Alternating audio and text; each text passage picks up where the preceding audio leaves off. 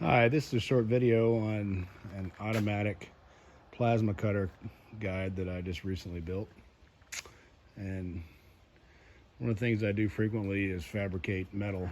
And as anyone that knows about fabricating metal, particularly when you're using a plasma cutter, which that's my plasma cutter right here, it's a Lotus, is the hardest thing about cutting the metal is getting a good straight line with even pressure so that you get a nice clean cut.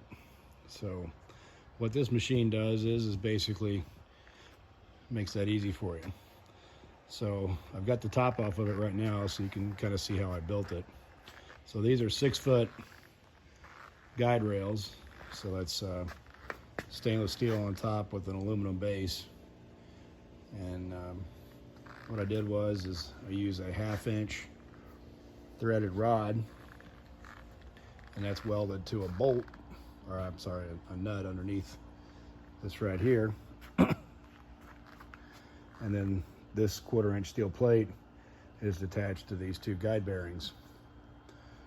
And so then what I did was took a 12-volt cordless battery, took it apart, cut the handle off, and then I use it to turn the threaded rod. So the other things I've got in the box here is the 120-volt power supply, which is right here. So what this does, it converts 120-volt AC power into 12-volt DC power. So we've got 12 volts running to the drill, and before it goes to the drill, this right here basically allows you to, it's a voltage regulator. So power comes in from this to the back of the voltage regulator, and then this has a couple of switches on it. So you can see right there, it's currently set at 30% of maximum voltage. Then this is your directional switch. So 1 takes the carriage down to the left, and 2 brings the carriage back to the right towards the base. And then this adjusts the speed at which it travels right here.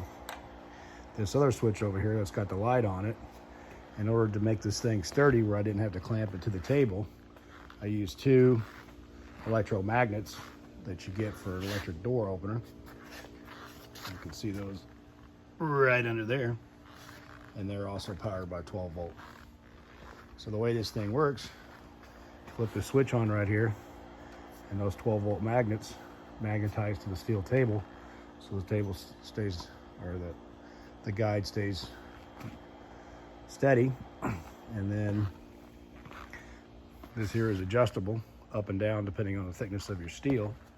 So what you do is you put your handle into here, lock this bolt down tight so that this won't move around, and then this is an adjustment up and down.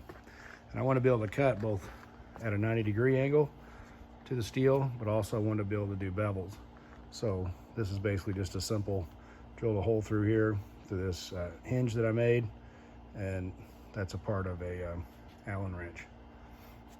So right now it's set at 90 degrees. I'll take the Allen wrench out, let it tilt down. Got another hole here to do 45 degrees. So most of this is built out of 1/4-inch steel. The base is 1/4-inch steel. The housing is stainless steel. There's some scrap I had, so I used my brake over there that I built as well to bend this up, and then I cut out the holes for the different controls. And in order to vent this, to keep it from getting hot, I had some vented stainless steel, so I bent that up so that allows air to travel all the way through to both sides. So anyway, we got the top off so that way you can see how I built this thing. So I've got it turned on right now. So what we're going to do is I'm going to show you how it works real quick. So if I want to go that way, and then this other thing over here, this switch here, if you turn this switch on, it actually is tied in to the wiring for this switch right here, so that way you don't have to hold the button down on the plasma cutter. So once I flip that on, the plasma cutter will start and it'll go across.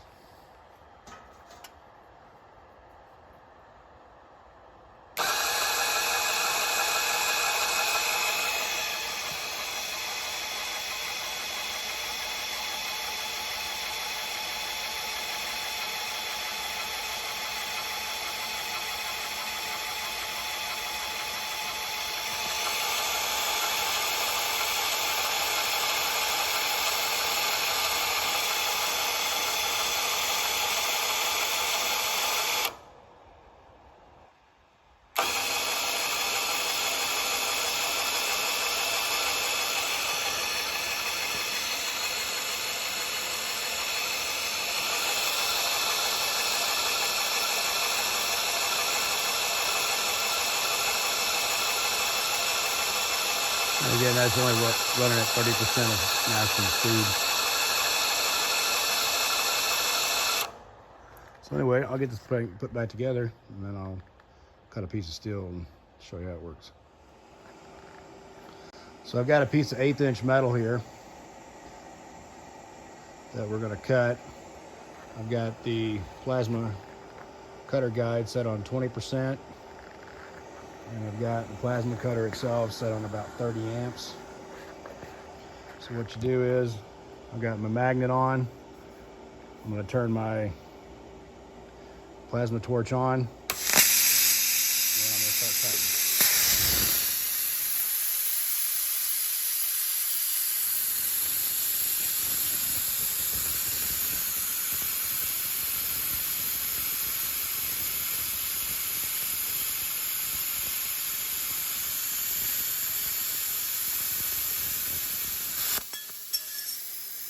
And that's how you do it.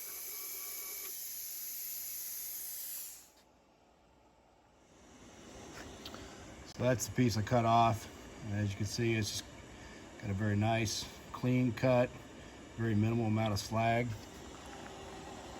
There's the cut piece. Looks great. This is a really cool tool. As far as the parts, I ordered the rails, the bearing blocks, the voltage regulator, and the power supply off of Amazon. I think all together it cost about 130 bucks. The 1/2 inch threaded rod bought from Lowe's for like $10, and then the steel ended up being about $15. So I already had the switches and the cords. So all told, I've got about $150 invested in this. But you know, for anyone that cuts steel on a frequent basis, you can see where this would be a pretty handy little tool. Give you nice clean cuts.